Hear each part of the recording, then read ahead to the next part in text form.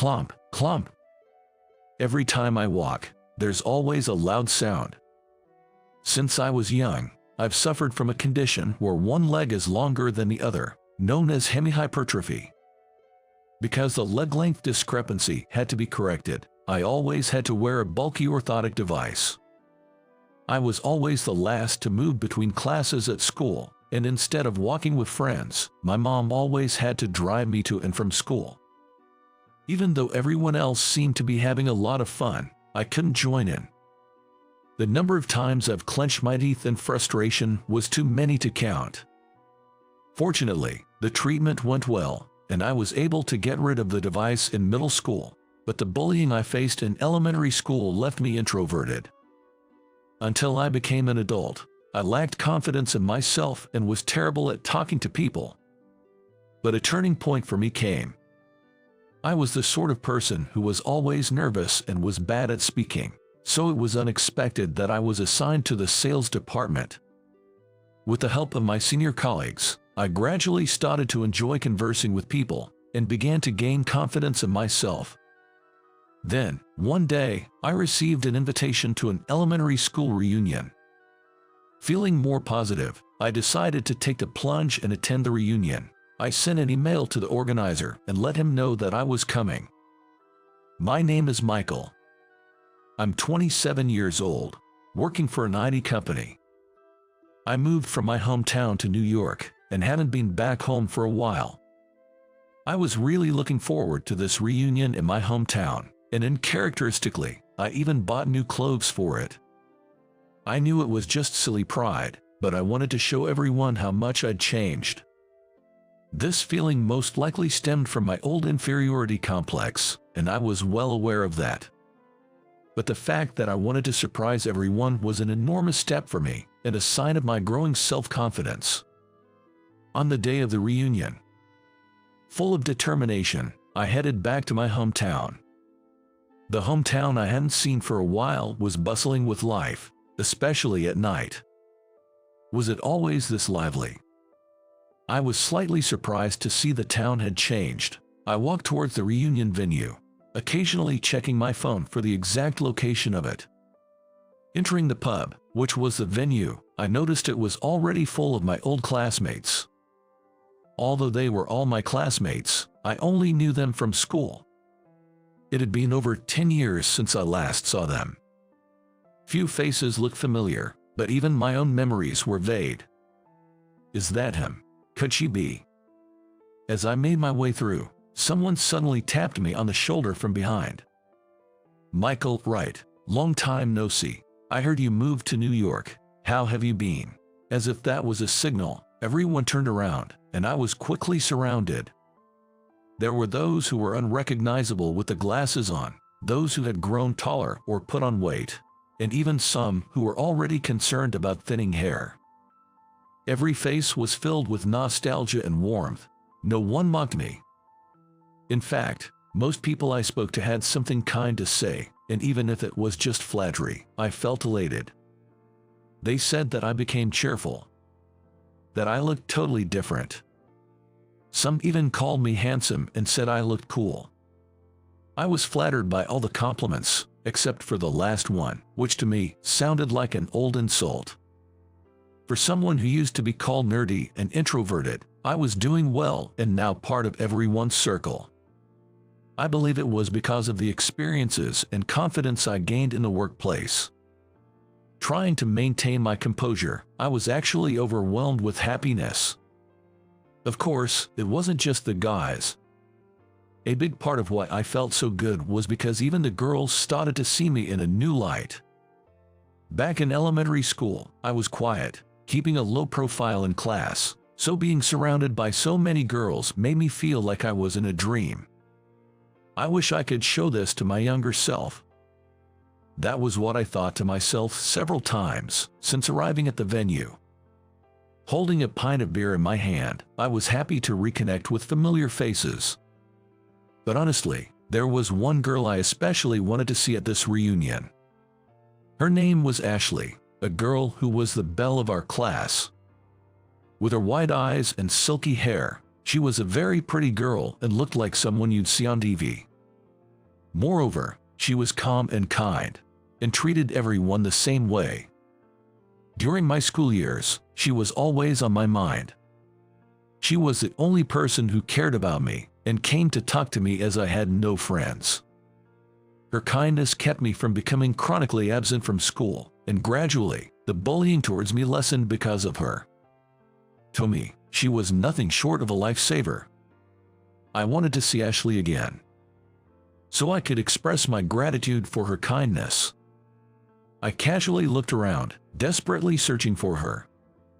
Amongst the high-pitched voices of women exclaiming, "Long time no see, and what have you been up to?" I heard someone call out, "Ashley." I turned around in a hurry, and there, among a group of girls, stood a woman in a navy dress with her elegant back facing me. Judging by the familiar silhouette, I thought it must be Ashley. Even from behind, her aura was distinctly different from the others. I caught my breath, hesitating to approach and speak to her. Then suddenly, she flipped her hair and turned around. It was Ashley, no doubt about it. She had maintained her youthful features, and if anything, had grown into an even more refined and beautiful woman. "Michael, Ashley, long time no see." I walked up to her, and I stood face to face with Ashley. But standing in front of her, I felt a sense of discomfort. Although hidden by her hair, I could see scars from burns stretching from her face down her neck.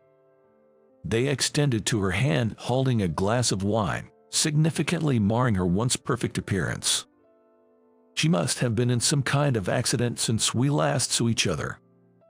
Trying not to stare at her scars and hoping Ashley didn't notice, I forced a wide smile, and Ashley responded gently, "It's been a while, have you been well?" I could tell she knew what others thought of her physical condition. Yet, her attitude of enduring and accepting the curious stares was admirable, and she was the same Ashley I had fallen for back then. I can't believe she came to the reunion looking like that. She looks like a monster, so creepy. I couldn't bear it if I were her. Cruel whispers reached my ears from behind. Turning around, I saw a few girls speaking ill of Ashley in barely audible voices. Ashley, hearing them, remained composed and calm. She was probably used to such situations. I couldn't believe how cruel those girls were. They used to be her close friends back in the days. Were they feeling satisfied by Ashley's altered appearance? A pang of pain and rising anger welled up in me. How can you say such awful things? Ashley hasn't done anything wrong, has she? Don't pick on my fiancé, please. My protective instinct led me to say something outrageous. My fiancé, wasn't there a better way to say it? Regretful, but it was too late. There was no turning back now. What? We weren't even talking to you. Why don't you leave us alone? The girls retorted dismissively, and then drifted away like the receding tide. Ashley, relieved to see them go, yet seemingly apologetic for causing me trouble, looked at me with an indescribable expression. She looked sad, frustrated, and embarrassed. Seeing her like this made me feel uneasy. "Let's step outside for some fresh air." Ashley looked up and whispered in a voice so soft that no one else could hear. I thought it was a good idea. I nodded silently, and we both slipped away from the reunion. Once outside the pub, under the cold winter sky, the full moon seemed higher and more beautiful than usual. We found a park nearby and sat down on a bench together. Every now and then, a cold breeze blew, and I hurried to find a vending machine to buy 2 warm drinks. Ashley had been silent since we left the pub. Trying to change her mood, I brightly offered her a drink. "Here, would you like some warm coffee or cocoa?" She thanked me and chose a can of coffee, holding it in her hands to warm them without opening it. "Sorry about earlier, I went too far. I just wanted to shut them up, so I impulsively called you my fiancé. I didn't even understand why I called her like that. Being in an unfamiliar situation might have made me feel more tipsy than I thought." As I was puzzled, Ashley finally looked up. "Michael, you really surprised me. We haven't seen each other in over 10 years, and suddenly we're engaged. but I was happy you defended me against the backstabbing. Thank you, really," Ashley said, smiling brightly. I was expecting to be scolded, but instead, she thanked me and smiled happily. I was even more confused, but her kindness was just like it was back in elementary school. Always cheerful, considerate, and not taking things negatively. Her unchanged strong spirit reassured me, and I wanted to know what happened to her. Sensing my thoughts, Ashley began to speak hesitantly. "Michael, I need to tell you about my scars. A few years ago, the cafeteria where I worked caught fire, and I got these injuries then." She brushed her hair aside, showing me the scars. She explained that there were more scars hidden under her clothes. Even in the dim moonlight, I could see them clearly, and I almost wanted to look away. In that fire, a senior co-worker who tried to protect me died. As the building collapsed, she shielded me with her body and got me out. Ashley tearfully spoke about that time. She said she'd still dream about the fire, waking up from nightmares and not being able to sleep afterward. "Every time I see my scars, I remember the fire vividly. I used to be afraid of people seeing them, but now I'm just grateful to be alive. I have to live strongly for the person who protected me from the fire. It's only recently that I've started to think positively about what happened." I didn't know what to say. Despite the misfortune, she was living with such determination. When I was teased and mocked for my disability, I was always thinking negatively about myself. But Ashley was moving forward, trying her best to face reality. "Ashley, you're an amazing person, just like you were back then." I spontaneously expressed my feelings. "In elementary school, your willingness to treat me normally encouraged me. I thought I could repay you today, but I guess I still have a long way to go." As I said this, Ashley suddenly burst into tears. What have I done? I hurriedly offered her a handkerchief. "I'm sorry for crying all of a sudden. Even though I try to think positively, sometimes I wish I could go back to my old self. So when you said I hadn't changed, it made me so happy." "Thank you," Ashley said, smiling through her tears. Her face, now calm, was as bright and cheerful as I remembered from the past. I felt relieved and reflected on my own past.